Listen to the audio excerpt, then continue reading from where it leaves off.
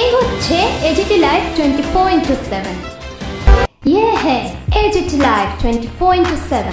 This is AGT Live 24/7।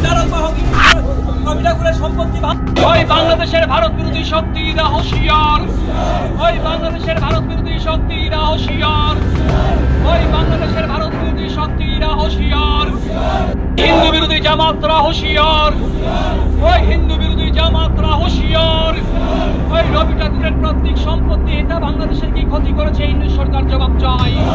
ওই বিশ্ব সংস্কৃতির মৌলবাদীরা হুঁশিয়ার, বাছাই করে হিন্দুদের সম্পত্তি ভাঙা হচ্ছে কেন জবাব চাই।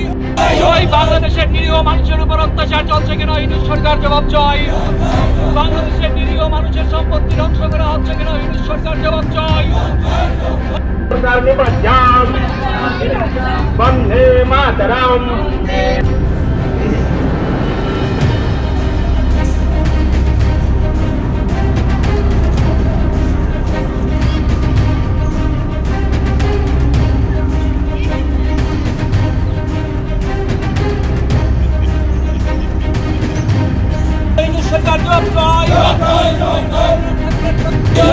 ওই বাংলাদেশের হিন্দু বিরোধী শক্তিরা হুঁশিয়ার, ওই বাংলাদেশের হিন্দু বিরোধী শক্তিরা হুঁশিয়ার। সংস্কৃতির দ্বারা রবি ঠাকুরের বাড়ি ভাঙা হলো কেন সরকার জবাব চাই। হিন্দুদের সম্পত্তি নষ্ট করা হচ্ছে কেন হিন্দু সরকার জবাব চাই।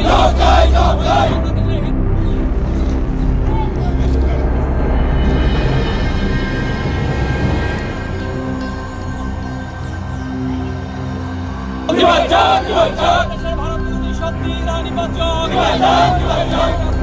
সম্পত্তিকে নষ্ট করা হলো কেন হিন্দু সরকার জবাব চাই।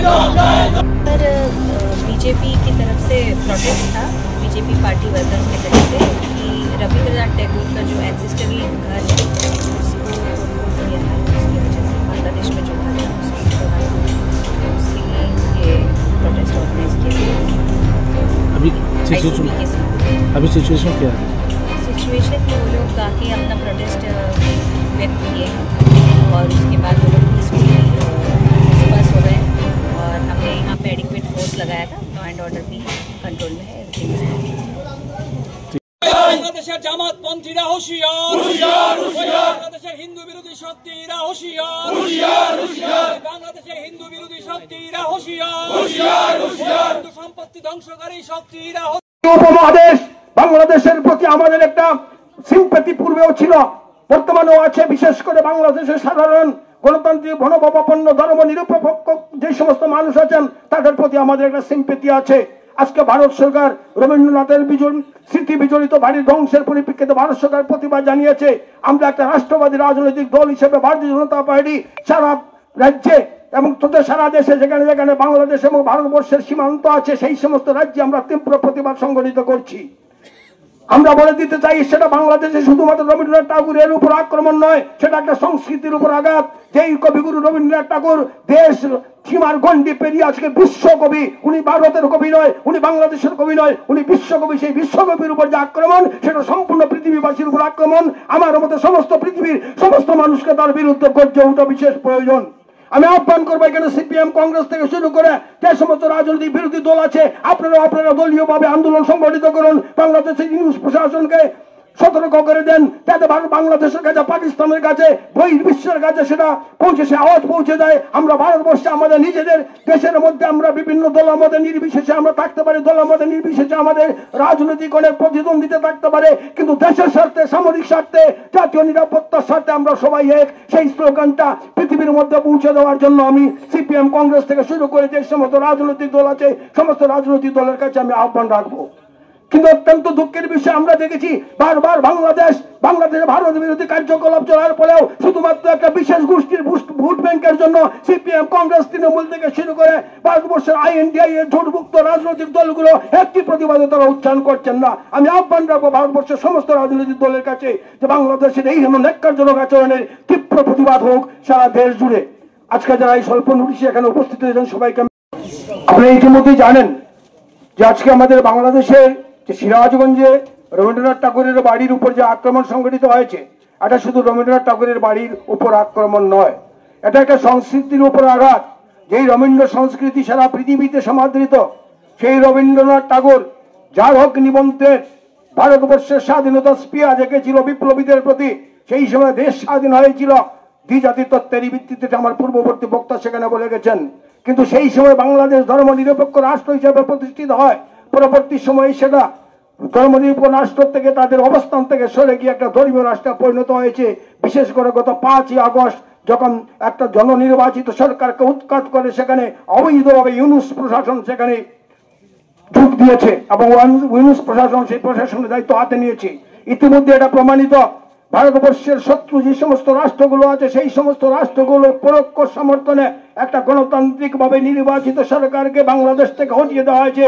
তার পিছনে অন্যতম লক্ষ্য ছিল ভারতবর্ষের চরম সর্বনাশ করা, এবং তার পিছনে অতি অবশ্যই মার্কিন যুক্তরাষ্ট্র থেকে শুরু করে, মার্কিন যুক্তরাষ্ট্রের ডিপ স্টেট থেকে শুরু করে চীনা এবং অন্যান্য ভারত বিরোধী শক্তিগুলো সেই ইউনুস প্রশাসনকে পেছন থেকে সাহায্য করছে।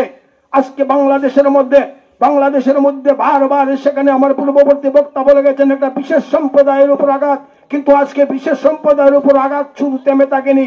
আজকে প্রকৃতপক্ষে বাংলাদেশে যারা ধর্মনিরপেক্ষ অংশের মানুষ আছেন, যারা বিশেষ করে আওয়ামী লীগ সমর্থিত, যারা ভারতের সঙ্গে ভালো বন্ধুত্বপূর্ণ সম্পর্ক রাখতে চায়, তাদের উপর সমানভাবে অত্যাচার নেমে এসেছে। আজকে বাংলাদেশের জাতীয়তাবাদী শক্তির উপর আঘাত, এবং ভারত স্বাভাবিকভাবে বাংলাদেশের জাতীয়তাবাদী শক্তির উপর যখন আঘাত এসছে, তার পরিণতিতে এবং তার পরিপ্রেক্ষিতে স্বাভাবিকভাবে ভারতবর্ষের মধ্যে তার একটা প্রভাব পড়েছে। আমার পূর্ববর্তী বক্তা বলেছেন, আজকে আমরা দেখেছি এই ভারতবর্ষের অঙ্গরাজ্য আমাদের পশ্চিমবঙ্গে, সেই পশ্চিমবঙ্গ থেকে সেখানের কিছু কিছু পাকিস্তানপন্থী বাংলাদেশ পন্থীরা সেখানে পাকিস্তানের ফ্ল্যাগ উত্তোলন করে, বাংলাদেশের ফ্ল্যাগ উত্তোলন করে, বাংলাদেশ জিন্দাবাদ, হিন্দুস্তান মুর্দাবাদ সেই ধরনের বক্তব্য বলে থাকে। শুধু আমি পাকিস্তানের কথা কেন, পশ্চিমবঙ্গের কথা কেন বলবো, আমাদের ত্রিপুরার রাজ্য আমরা দেখেছি এখানে ধর্মনিরপেক্ষতার ভেগেদারি কিছু মানুষ যারা মনে প্রাণে বাংলাদেশি, মনে প্রাণে পাকিস্তানি, এবং তারা সময়ে অসময়ে তারা ফেসবুকের মাধ্যমে বিভিন্ন সামাজিক মাধ্যমে নিজেদের ভিতরের অভিব্যক্তিটা তারা প্রকাশ করে থাকে। আমরা তার তীব্র প্রতিবাদ জানাচ্ছি। বাংলাদেশের জামাতিরা হুঁশিয়ার, বাংলাদেশের জামাতিরা হুঁশিয়ার, বাংলাদেশের হিন্দু বিরোধী জামাতরা হুঁশিয়ার, বাংলাদেশের হিন্দু বিরোধী জামাতরা হুঁশিয়ার। মাতরম বন্দে মাতরম, বন্দে মাতরম, বন্দে মাতরম। বাংলাদেশের হিন্দুদের উপর পর আক্রমণ সংঘটিত হচ্ছে, এখানে এই সরকার জবাব চাই।